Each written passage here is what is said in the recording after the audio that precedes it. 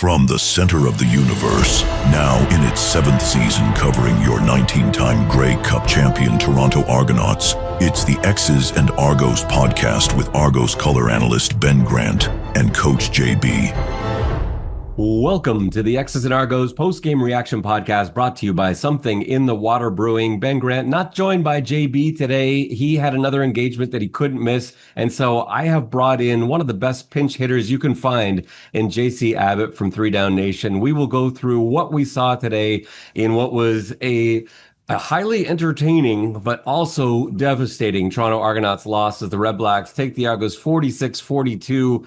The Argos now 0-5 in games that have been decided in the last 3 minutes. We'll go through everything, and you'll also hear radio replays from today. But before we do that, I want to tell you about Something in the Water Brewing. Something in the Water Brewing is the place to go. We talked about Ghost Tacos setting up in their facility where they're going to have tacos available for you. They're under construction right now. That is going to be up soon. Plus, you've got to try Longboat, the beer that was made for you, the beer that was made for fans of the Double Blue and its great new taste.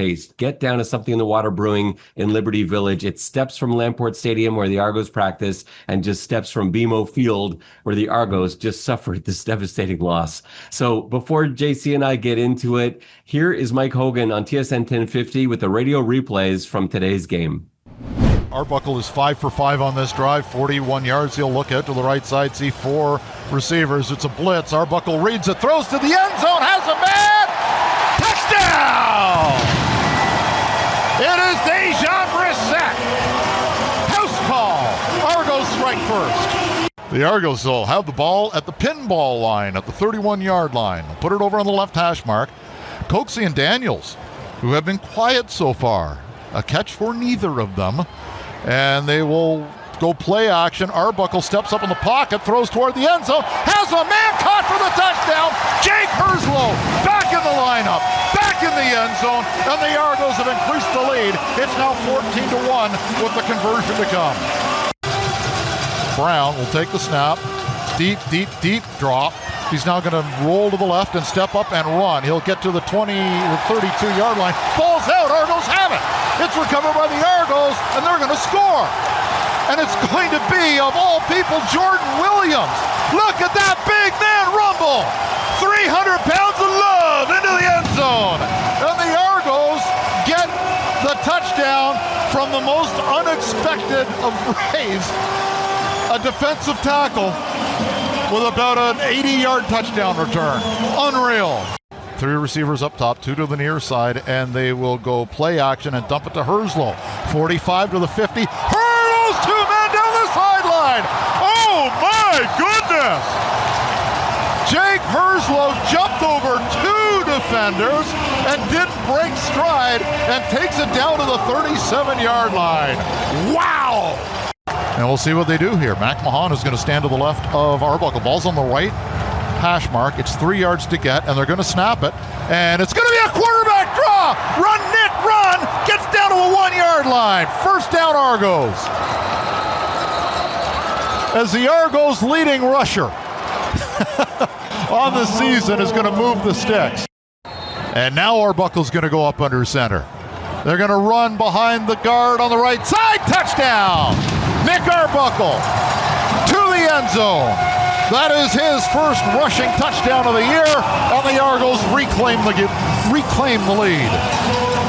Arbuckle snaps, back, looking, nothing open, rolls to the left, rolling. He's going to throw it. He's got a man in the end zone for the touchdown. That's DD. Tavares Daniels with the touchdown, and the Argos reclaim the lead. Great job by the O-line. Great job by Nick Arbuckle. Ball on the left hash mark at the 3-yard line. Arbuckle, play action, and he's going to throw it to the end zone. Herslow touchdown, or 2-point conversion, and the Argos do get the 7th and 8th point. 71 yards in 35 seconds. That's what Arbuckle and the Argos offense face. They trail by 4 with 35 seconds left. 5-man rush. Arbuckle throws a bomb, looking, Coxie picked off at the 25-yard line. He overthrew him. It was double coverage, and Ottawa's going to move into third place. A huge loss for the Argos today. Huge loss, especially when they led 22-1 after 15 minutes. All right, JC, I'm going to turn it to you first. Just your first reactions. This game was nuts. Toronto could do nothing wrong in the first quarter. Ottawa could do nothing wrong in the second, and then it was a fist fight in the second half. What were your takeaways from today's game? Well, first of all, it was a hell of a game to watch, and we've had some real treats this week. It's been an excellent week of CFL action. Hopefully it continues here with the final game, but an exciting showing by both offenses. Not a great day for either defense. And it's really a heartbreaker for the Toronto Argonauts because I think from the offensive side of the ball, they got a lot done that they wanted to, right? And big kudos to the offensive line, which has been under fire for much of this year. Nick Arbuckle's jersey was basically clean today. They were able to score points at will, and it still wasn't enough to get it done today. That really has to sting. Yeah, I think I can't actually remember Arbuckle getting hit at all in the pocket, like as a passer. He was hit on quarterback sneak, on a run play, stuff like that. I don't know. He might have been pressured maybe twice all game. What a turnaround from this offensive line. And I think it's also a credit to the coaching staff, the offensive coaching staff. There was a lot of play design that we saw today, plays we haven't seen the Argonauts run ever in Coach Dinwiddie's tenure. They had a lot of misdirection. It started with the Jake Herslow sort of jet sweep, and they were able to use Mac Mahan on wide runs. They were using receiver screens just to get the ball out quickly, and they moved the pocket. They had Arbuckle rolling out a lot today, changing the launch point, which made it easier for him downfield, and he had a clean view in front of him without offensive and defensive linemen blocking his vision. So I do give the coaching staff a lot of credit there. Arbuckle gets a lot of credit, but the O-line, we've been so hard on them all season, and I think deservedly so, but they played an outstanding football game today. What an unfortunate game to lose when you correct what was potentially your biggest problem all season long. Yeah, it was. I mean, there's no bones about it, especially at the tackle positions. That was a glaring failure for the Toronto Argonauts to this point, and they did a really good job against two premier pass rushers in Lorenzo Malden and Bryce Carter. And those guys haven't necessarily had the production this season that we've expected from them, but they are still the players that they once were. And if you're the Argos, you have to be really happy with the way those guys stepped up, and you have to be really happy with the way that the rest of their offensive weapons stepped up. But you didn't get enough from your defensive side of the ball. And we talk about the Argos offensive line doing a good job and keeping Nick Arbuckle clean. Well, there wasn't a tremendous amount of pressure on Drew Brown either. I think there was more than Ottawa was able to generate, but still only one sack. He was able to do what he needed to downfield. They just didn't get the job done. Yeah, and this has got to have been a tough game to watch for both sets of defensive coordinators, but for the Argos specifically, because they're the ones that lost ultimately, you've got to feel like it's on you. Now, I know Toronto didn't play that well on special teams. They did let those two big returns get into scoring range, one all the way down to the 5-yard line. But at the end of the day, Drew Brown threw 5 touchdown passes. You had Dustin Crum with a quarterback sneak, 373 yards passing for Brown, 26 of 31. I think you kind of have to point your finger at the Argonauts defense here, but you don't let special teams off the hook. It's just the Argos can't seem to find a way to get all three phases to play together. The only time they did was probably the win in Ottawa, their first of the season. Yeah, I'm glad you brought up special teams because that was a major factor in this. They give up those 2 massive returns. It doesn't directly result in points, but they might as well have, right? Because Khalil Pimpleton gets them right down into the red zone, and so does Daniel Adeboboye. And I can forgive Khalil Pimpleton on a return. I mean, he's about as explosive as any player in the CFL, but letting Daniel Adeboboye beat you for, 90-something odd yards on a kickoff return, that's just not acceptable. And that's not a shot at Daniel Adeboboye. He's a great back. He's a great coverage player on special teamers. An elite kick returner, generally not on his resume, but he broke Tyshawn Blackburn's tackle there. He was able to make his way through the coverage unit. Nobody could really get a stop on him until he was right down inside the 10-yard line. So you got to look at that this week in the film room and point the finger at yourself, because I don't even know that that was a schematic thing. It was just guys not executing and making the tackles when they needed to. Well, there were a lot of missed tackles today, and that's something I'm interested to go back and watch the coverage and tally them up, because I don't remember a game. Maybe it's just, sometimes I'll see things live, and when I go back and watch the game again, it's not exactly the way I saw it. But my impression today was that there were a ton of missed tackles by the Toronto Argonauts, and Tyshawn Blackburn missed on that Adeboboye return. I think there's a little bit of a curse there too, and JC, you know this from coaching. Sometimes a fumble is actually terrible for the defense. There was one play where Drew Brown dropped the snap and then was able to pick it up before he was under pressure, and that turned into a huge play downfield, I think, to Justin Hardy. And then on that Adeboboye play, he fumbled the short kickoff. It was bouncing around. He picked it up and had time.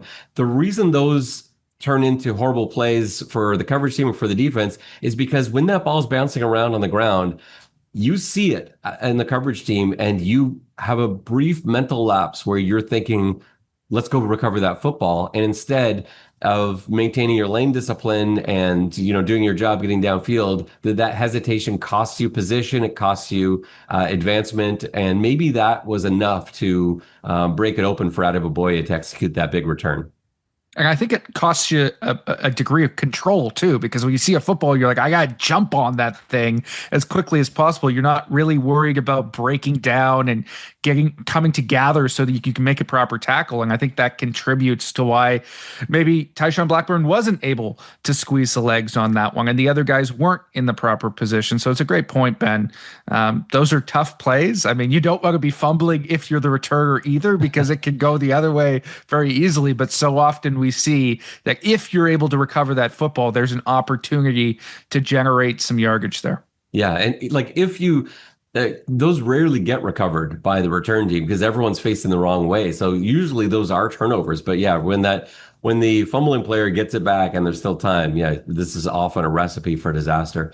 Let's go through each phase and sort of talk about what we saw from the Argonauts. We'll start with the Argonauts offense, which is the bright spot. So this is going to go from nice and happy news and good stories to nightmares as we go forward. We'll go offense. Well, maybe we'll go offense, defense, special teams.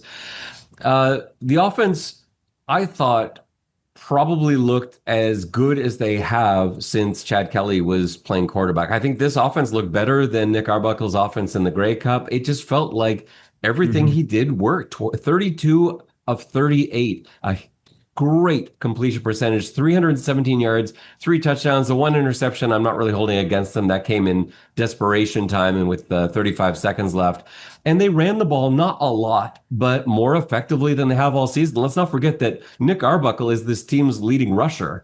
And so that shows you how poorly Toronto Argonauts have run the football this season. It also is because they've been changing running backs every week, and McMahon getting all the running back carries today, but 6 carries for 30 yards.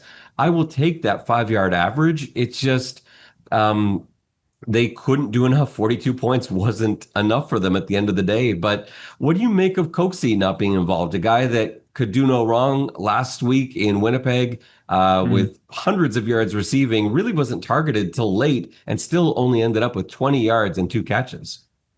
Yeah, I think the Redblacks did a good job of taking him away in this game. And that was obviously a focus for them going into this matchup, as it has been for teams playing the Hamilton Tiger Cats and a similar receiver in Kenny Lawler. I think that's a testament to what Coxie has done this season to actually elevate himself up into a similar tier where he's the guy that you're circling in the matchup every single week and saying, we can't let him be us. Now, the flip side is when you do that, you open up things for other guys. And I thought the Toronto Argonauts did a great job of spreading the football around and taking advantage of some of the space elsewhere. The few catches that Jake Herslow had, I thought were fantastic from him. He showed some real juice. Deontay McMahon, as you mentioned, was good in the ground game, but also a nice outlet in the passing game as well. They were able to sort of dink and dunk when they needed to, find their other targets, and they didn't miss what Coatsy brings to the table. And until the end of the game when it's a desperation play and that's the guy that you have to force it into, which unfortunately results in that game-ending interception. But they did a good job of adapting to what the defense was giving them, not forcing it through 59 and a half minutes.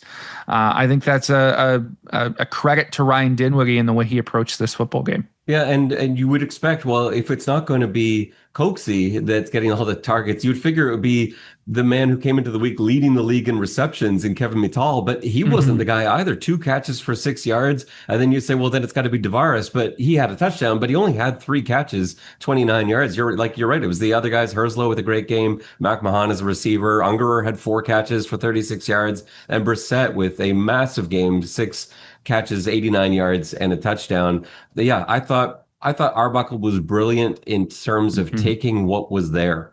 Another highlight that we saw today, how about that hurdle from the Houston hurdler, Herslow, to throw a lot of alliteration in there, the University of Houston product. That was as clean a hurdle as I think I may have ever seen in professional football. He didn't even graze the defender as he leapt over him. If that had turned into a touchdown, we would be seeing that replay for all time. You still are going to see that played again and again, I'm sure, on TSN highlight packs. And we should. I mean, not only was it an incredibly clean hurdle, not only did he continue after the fact as if nothing had even happened, but the height that he got, Ben. Have you ever seen somebody? It's not like he was hurdling over a guy who was torpedoing his ankles. The defender was basically standing up and he fully cleared his head. I mean, that's a super impressive play by a player that I'm very high on. I know he hasn't gotten on the CFL field very much, but when he has, I mean, he's flashed every single time. And I think there's a bigger role for him in the future in Toronto and potentially elsewhere if they can't find the space for him, because he just keeps impressing. I think that was another tremendous athletic play from him and potentially, barring what happens in this final game, the play of the week. Everything I've heard about him from coaches is how much they love this guy. And that's at every level. Like he's a guy that hasn't, you kind of look at his production, you might say, well, how did this guy keep getting opportunities? Whether it was, him coming out of high school and going to Houston, or him going from Houston to, NFL looks and then ending up in the CFL. But it's because every coach he's ever had has vouched for him. He's a guy that you love to coach for. And so, you see the effort, the grittiness that he has, when he's, the grittiness is probably not a word, the grit that he has, the way that he plays football, he's an easy guy to cheer for. But yeah, his playing time today as an American was made possible by the fact that they made some moves on the defensive side of the ball. Maybe we'll transition to there now. Tyshawn Blackburn playing at the Sam spot and having that spot sort of as a Canadian spot allowed the offense to go with one fewer Canadians taking all the snaps up, and that's what allowed Herslow to get onto the field.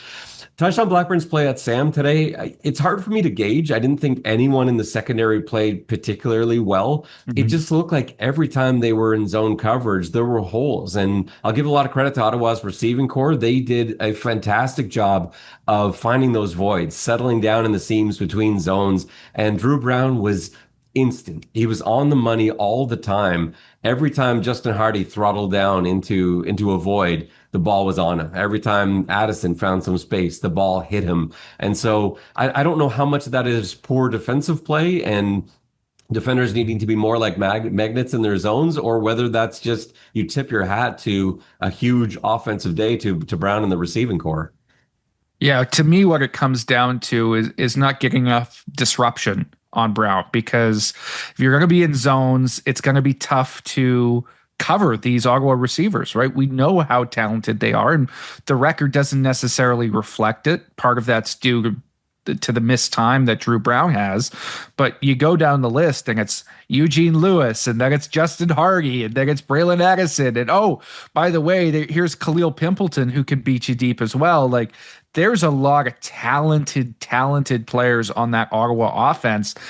And if you're going to give Drew Brown some time, in the pocket and against zone coverage, those guys are smart enough and experienced enough and talented enough to find those spaces and exploit it. And that's what they did today. I don't know what the impact of the injury that Andrew Chatfield was dealing with today. I didn't see him very much involved in the action. I know that he had 3 tackles, but I expected a bit more from him as, the CFL sack leader entering this week. I expected more from the Toronto defensive front, even though they haven't been as lights out as they've been in years previous.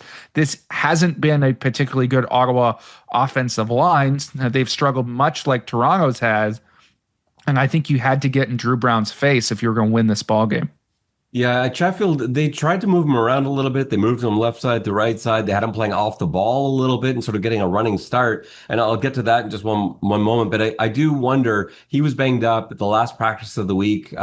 He went down with an injury. He was a game time decision, was able to go. But I had high expectations for him. He was going, he was lined up initially against a rookie. And then it was Desjardins who came out, because I think Parker Moorer was the right tackle initially, rookie out of East Carolina.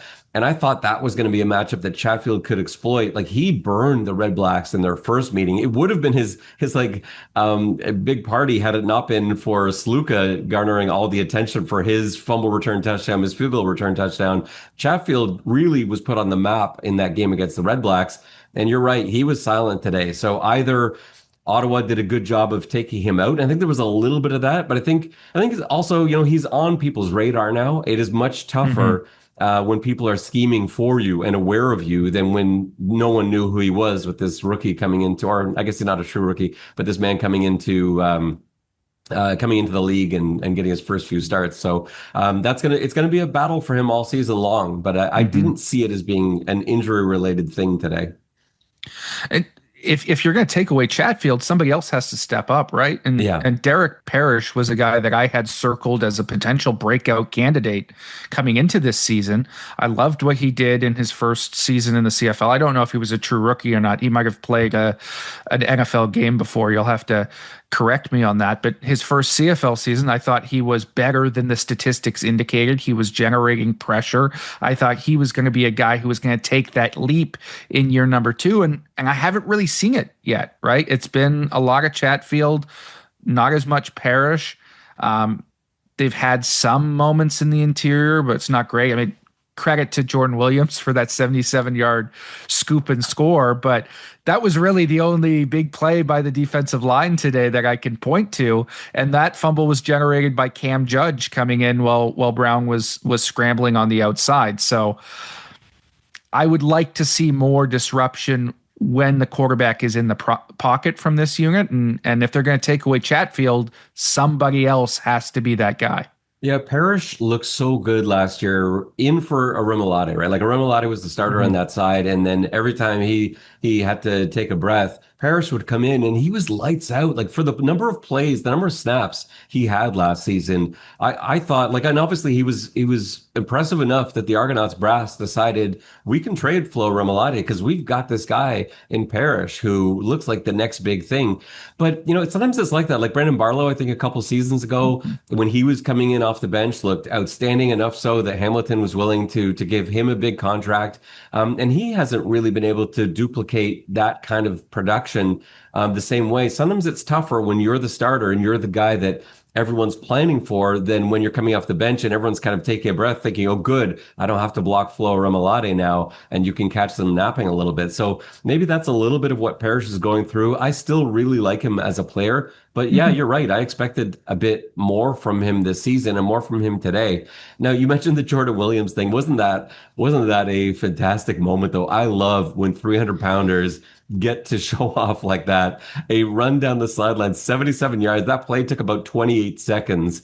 I couldn't believe there was no one near him. Like, the only guy, I think Boyd was Junior was the closest guy to making that tackle, because the only one with any kind of manner of speed whatsoever over to that side of the field was Drew Brown, and he had a man sitting on top of him when Williams picked up that fumble. But yeah, you love watching the big man run. I'm sure that was an entertaining play for you as well. It was. You love to see it. I think he's listed at 285, but I doubt he's at that right now. Rumbling with nobody around him. You, of course, didn't get to watch the TSN broadcast, Ben, because you were calling the game and having a much tougher job than I did while watching it. But Dwayne Ford made the comment as Dino Boyd turned around to try and chase it down that, big fella, you're not catching him. So I thought that was pretty funny, and you love to see a big man touchdown. Yeah. And no, it wasn't all celebrations for the Toronto Argonauts defense. In fact, that was the only celebration for the Toronto Argonauts defense. Let's talk about some of the things that Drew Brown did well.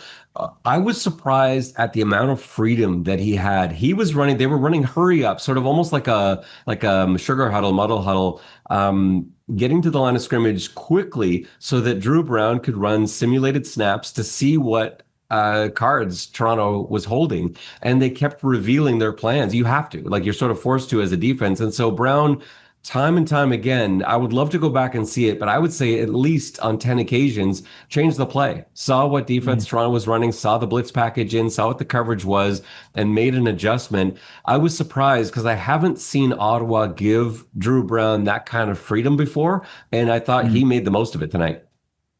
Yeah, that's a fantastic decision by Tommy Condell to give his quarterback the freedom. Frankly, I wish we saw more of that in the CFL. I know there's some veteran quarterbacks that do it, but it's a lot less than it used to be. Like, I can remember when I first started watching the CFL and we had these, iconic quarterbacks under center, and they would essentially run rampant with the OC just giving suggestions when they wanted to call the plays, right? Like, these guys often, if you go back to the time of Doug Flutie, right, they would call their own plays. And I think that brings an element to offensive football of having the guy who's actually, has the live bullets being fired at him, making those decisions, that is incredibly helpful and lends itself to more exciting football games. So kudos to Ottawa for making that switch. Hopefully it continues, and I'd like to see more teams do things of that nature.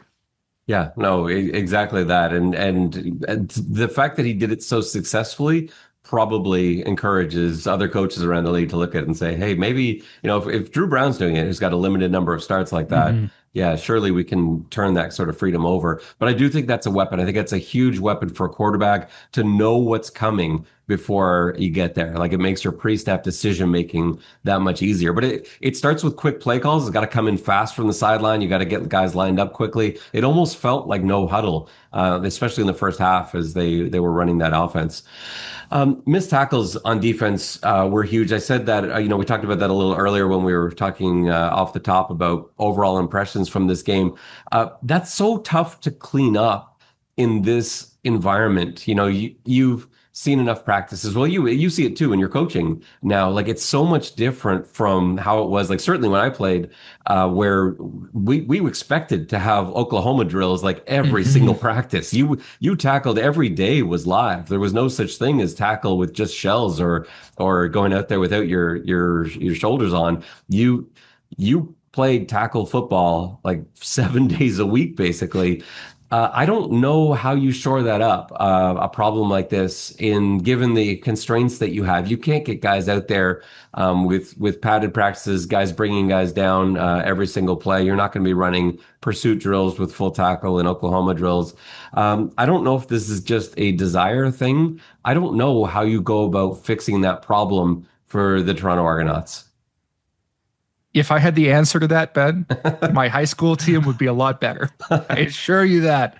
No, it's a problem at every level now. And the old refrain, once you get to the professional level, is the guys should know how to do it by now, right? Because they've been through years of youth football, like high school football, and college football, and many of them have played pro for years or been to NFL camps. Like, it should be ingrained by now. But I just don't think that's the reality. And tackling is something that if you don't work that muscle all the time, it atrophies, right? And you lose focus and you're not able to do it. And it's so technical to be able to do it properly. I know for fans watching the game, it just seems like you're throwing your body at a guy, but it's really so much more than that in terms of how you need to bring your body under control, the angles you need to take, and how you're driving your feet through contact and all the different nuances of it. There are light contact drills that you can bring to the table and hopefully try to clean that up. I'm sure the Argos will be doing it this week. But I think for CFL teams as a whole, as we get further removed from the generation that was tackling every day, and those days are long gone now, the next generation of CFL players are going to be, worse tacklers overall, and it's going to be up to coaches at the higher levels, both in college and in the pros, to find those ways to teach the technique without wearing down their charges. I wonder how much of that very thing is contributing to the number of kick and punt return touchdowns or near touchdowns we've seen in the CFL this season. I don't know if there's a direct correlation, but as you were saying that, I was thinking to myself, like, I wonder how much of that goes in there. Like, it's some punt returns and kick returns, nobody touches the guy. And, we've seen enough of those this season as well. But there are some, like the Adebaboye return today, where it was because of a missed tackle. So I do wonder how much of that plays a role in some of the big plays we've seen. It makes for exciting football. You can't deny that. Seeing 88 points scored today, that is bananas. Let's transition to talk about the special teams as we start to wrap this up. Missed field goals from both sides. I know Lewis Ward's had a bit of a not really Lewis Wardish sort of season. He had one miss. Ira Lahu simply doesn't miss field goals. He's had a fantastic season. That miss really came back to haunt them at the end. And so did some of those missed 2-point conversions that both teams really started going after early in the game, which I hate. But yeah, special teams play all around. I don't think if you're Mickey Donovan, special teams coordinator for the Toronto Argonauts, it was better than last week, but I don't think he can be feeling particularly good about his unit's production as a whole today, despite the fact that he got Jack Cassar back, he got Jeremiah Ojo back today. Brian Haralamana, another special team standout, has been back with the team for a couple of weeks now. These guys that were missing, I was making excuses all season long because I believe that those guys are such a difference when they're out. But to have those guys back out here today, I was a little stunned at the special teams production, I guess.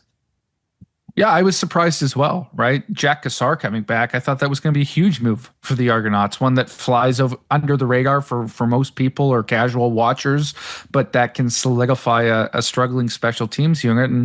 And frankly, I thought they struggled more today. I mean, the two big returns, they don't end up in points, as we mentioned, but they might as well have, right? So you can't have that happen. And this has been a traditionally very strong Argos special teams unit under Mickey Donovan. I think he's a hell of a coach. I got a lot of respect for him. I'm sure he'll figure this out. But it is a point of concern right now. And the bright spot is, yes, Janarian Grant is always going to generate some big plays of his own in the return game. And so that compensates a little bit. But when you're losing the field position battle, despite having a guy like that at your disposal, that is a major, major red flag for a football team. And that's the situation the Argos find themselves in now.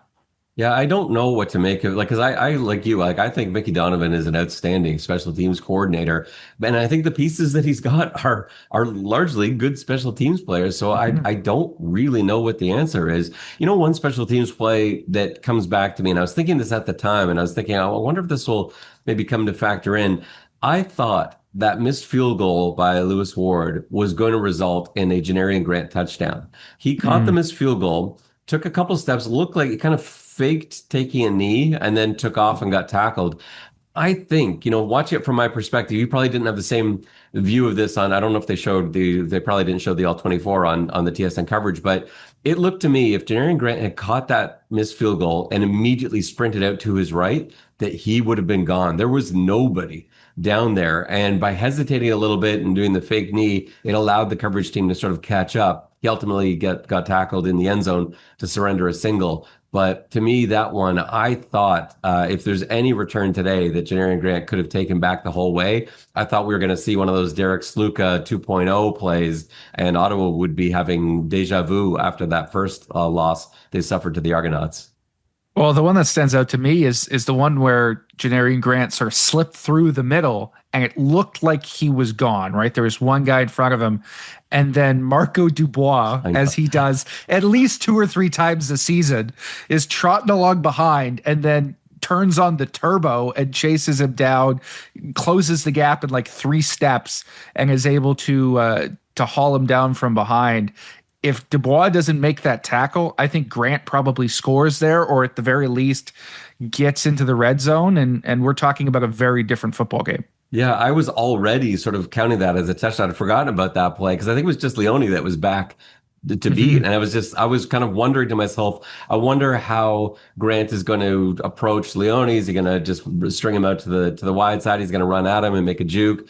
And then suddenly this arm came out of nowhere and like hauled him back down to Davy Jones's locker. It was a very weird play. I didn't see where Dubois came from at all, but I'm just not used to guys catching up to Janneri and Grant, especially not Dubois, although I should know better because I've seen him do it on so many different occasions. Before we sign off here, let's just talk about I guess where the Argos are now. So it's trouble. There's no question about it. They are at the bottom of the East with a record of 2-7. The crossover is 100% still in play, although Ottawa is going to have something to say about that. There are a number of teams that the Argos are looking up to. They essentially share a record with the Edmonton Elks, although the Elks at 2-6 are actually technically in a better position. Toronto is at the very bottom right now. If they are going to try and string something together, if they are even thinking about a playoff spot, they have to go on a run starting now. It's the Edmonton Elks next week. They have to string probably 3 or 4 wins together. I know it's only early August, but like, is it too late already for the Toronto Argonauts, JC? It's not too late, but the door is closing, right? I think the stat they had on the broadcast was the last 2-7 team to make the playoffs was Montreal in 2014. So it's been over a decade since somebody has come back from this sort of start. It's not unheard of. This is the CFL after all. I think that crossover battle, that battle for third place in the East is still very much up for grabs. I'm not ruling out Toronto yet, but I'm not sure they're a complete enough football team right now to truly contend, right? They lost so much in the offseason. I've been impressed with how Arbuckle has bounced back over the last couple of weeks. He didn't start the season well, but he's done well the last few weeks. But the Chad Kelly situation is still, frankly, bizarre to me. And I think that hangs over a team a little bit, whether you want to acknowledge it or not. So they're behind the 8 ball there. And then everybody else is going to, be fighting and battling, right? If you can't beat Ottawa here, I mean, that's a pretty pivotal matchup for that playoff race. And the BC Lions have a ton of talent as well to try and come for that crossover spot. It's going to be a tough battle, and something's got to change internally for the Argos to get it done. And for Toronto fans, it's a weird scenario now because you're almost cheering for Hamilton and Montreal now every time they play Winnipeg or BC or Ottawa, for that matter, or Edmonton. Like, those are the teams that you need. You need Ottawa, you need BC, you need Winnipeg.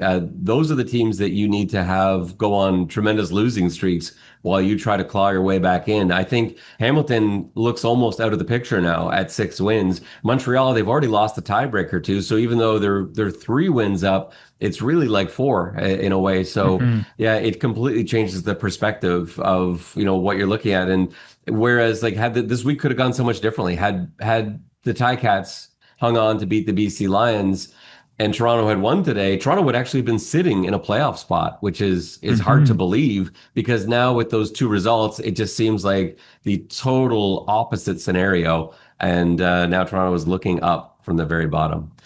Well, we will sign things off here from BMO Field. A very tough one for the Toronto Argonauts, 46-42, the final. Redblacks over Argos. The next game for the Argos coming up Friday, August 15th. It's a 9:00 start as the Argonauts are in Edmonton. You can, of course, catch Mike Hogan and myself on the TSN 1050 broadcast from BMO Field. For JC Abbott, This is Ben Grant saying so long, and may all your pre-snap reads be good ones. I'll see ya.